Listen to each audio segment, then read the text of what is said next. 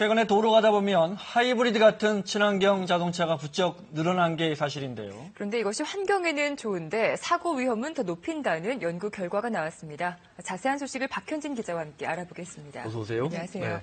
박 기자, 그러니까 하이브리드니까 사고가 조금 더 날 수 있다. 왜 그런 거죠? 네, 소음이 적기 때문입니다. 그 친환경 자동차의 경우 그 저속 주행을 할 때는 전기 모터를 사용을 하잖아요. 그런데 이게 전기 모터를 사용하다 보니까 밖에서는 거의 소음이 발생하지 않습니다. 그런데 이게 오히려 보행자에게는 위협이 될 수 있다는 건데요. 관련 실험 영상 먼저 보시겠습니다. 네, 도로에 검은 안대를 낀 3명이 서 있죠. 그리고 뒤에서 차가 서서히 다가옵니다. 먼저 기름을 쓰는 일반 차인데요. 자, 저 정도 거리까지 다가오니까 소리가 난다고 손을 듭니다. 자, 이번엔 같은 조건에서 하이브리드 차입니다. 천천히 다가오는데요. 전혀 모르고 있죠. 네. 들리지 않는군요. 네, 그러다가 거의 바로 뒤에 바짝 붙자 그제서야 한 명이 인식을 하는데요. 그 인지 거리를 측정해 보니까요. 디젤 차는 22.7m, 가솔린 차는 18.7m인 것에 비해서 하이브리드 차는 13.3m로 훨씬 짧았습니다. 자, 소음 크기를 비교해 보면요.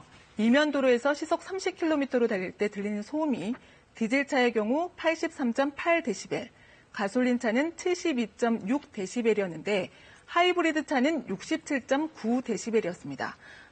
그러니까 차가 다니지 않을 때와 별 차이가 없는 겁니다.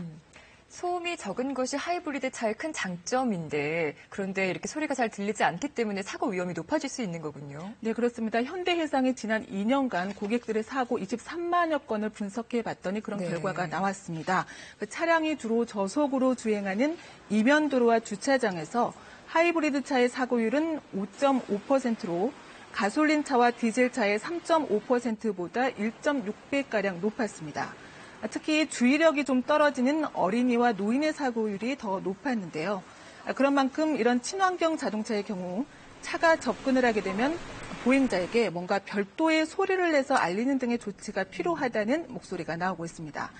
실제 일본의 경우에는 오늘 2018년부터 모든 하이브리드 차 같은 경우에 접근 통지음을 달도록 의무화했다고 하거든요. 우리나라도 좀 참고할 필요가 있겠습니다. 고속도로는 아니더라도 이면도로에서 너무 소리가 안 나니까 위험하다. 네, 그렇습니다. 알겠습니다.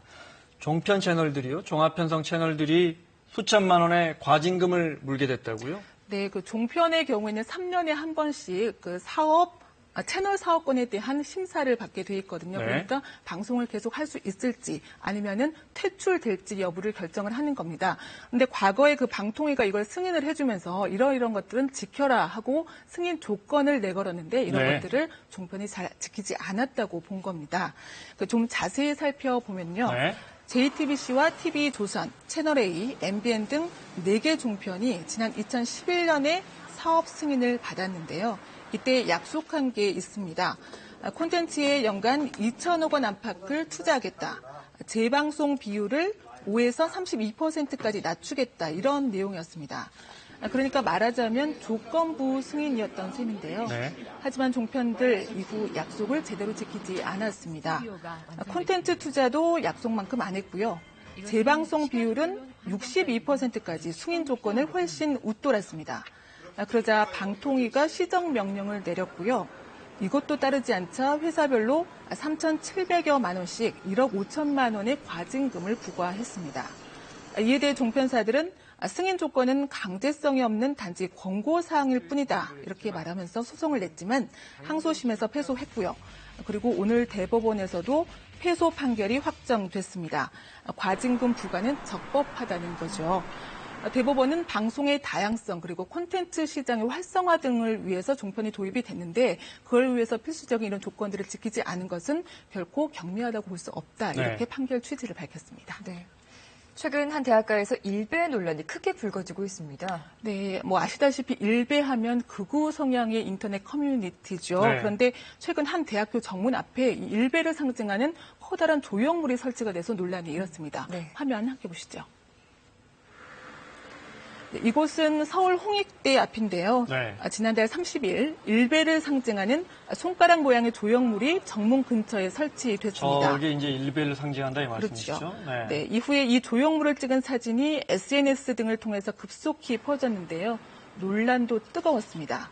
한쪽에서는 특정 지역 비하, 성차별로 무리를 빚는 일베를 상징하는 조형물을 어떻게 버젓이 설치할 수 있냐 이런 비난이 들끓었고요.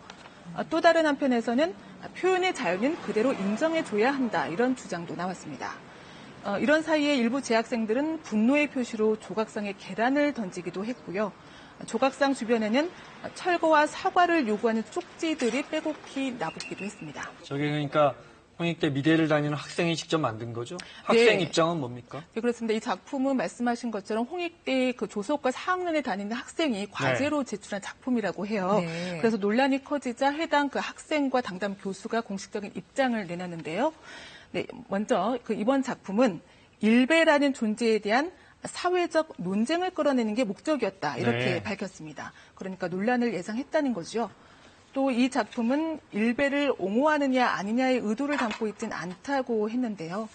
그러면서 작품과 개인에 대한 마녀 사냥식의 비판과 거짓 정보, 작품을 훼손하는 행위가 일베의 행동과 다른 점이 뭐냐 이렇게 네. 반문하기도 했습니다.